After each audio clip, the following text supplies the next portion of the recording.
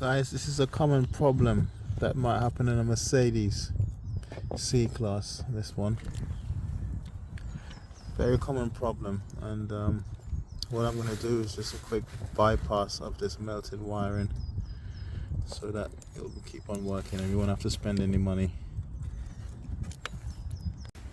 Guys, so like you can see, I've cut off the earth wire because it melted in the pin there. There's no completely blank in there where all the fire could have happened, and now this is it coming through. I haven't crimped it yet, but just touch that in there, everything lights up. That's the new earth point. And the rear fog light,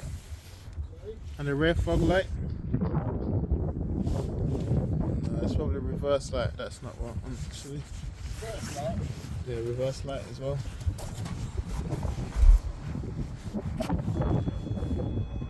Yeah, that's it. So it's all loaded up, and that heat would be hot, and that's what causes it. So when you see your things melting, it's because of heat, you know.